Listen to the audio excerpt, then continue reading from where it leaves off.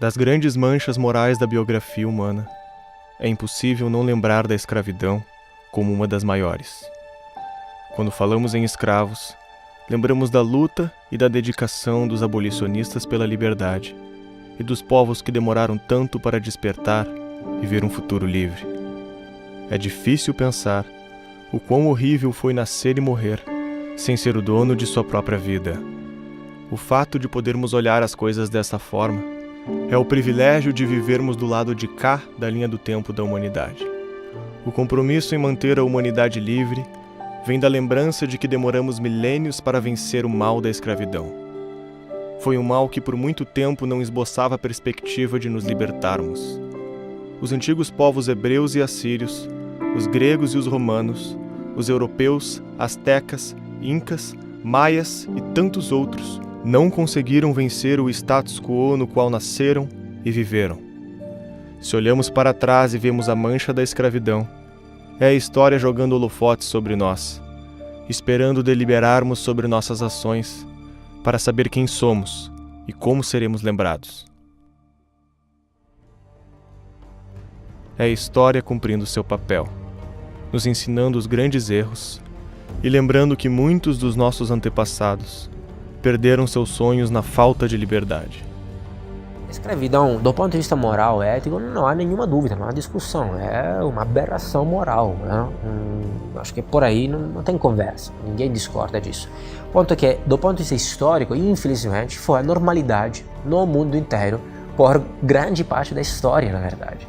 É um período muito recente que nós temos sistemas econômicos baseados na não escravidão. O que era ser escravo, né? Ser escravo era ser vencido numa guerra justa e perder a sua liberdade, ou nascer de uma mulher nessa condição.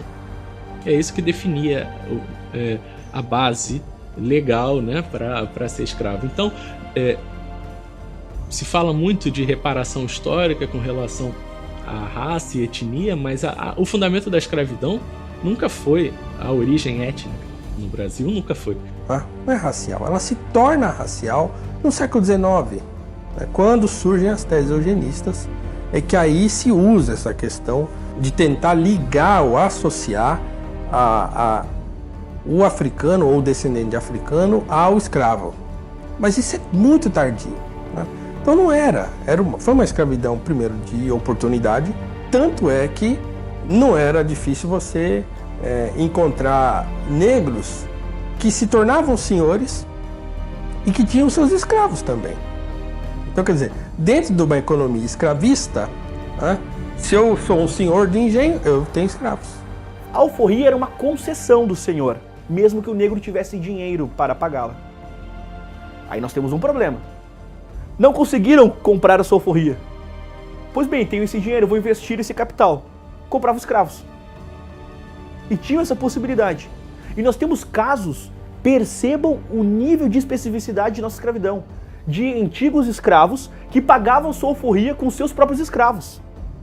Claro que são casos que são minoritários no sentido da história da escravidão como um todo, mas são especificidades que não são comentadas, que não são debatidas. E, inclusive, o continente africano era altamente escravocrata, assim, internamente, certo? Então, quer dizer, o português não chegou lá na costa africana e saiu dando paulada e tiro e arrastando o africano para dentro dos navios, né? Já existia um comércio intenso de escravos na costa. Quando falamos de negro que veio da África, diferentes regiões, eu preciso entender que a escravidão já existia no continente africano.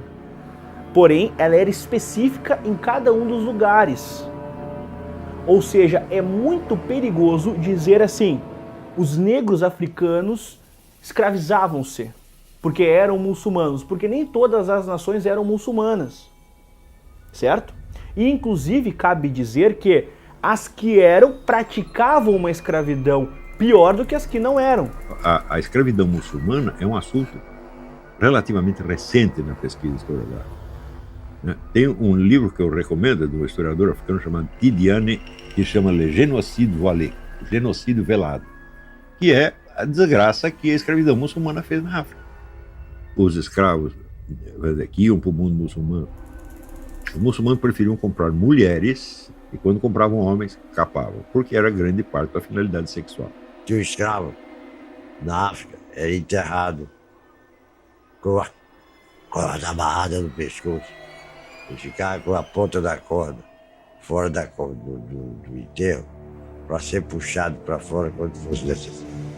Quando morria um chefe em algumas regiões da África, isso poderia significar que seriam mortos 20, 30, 40, 50 escravos para acompanhar no outro mundo o chefe que havia morrido.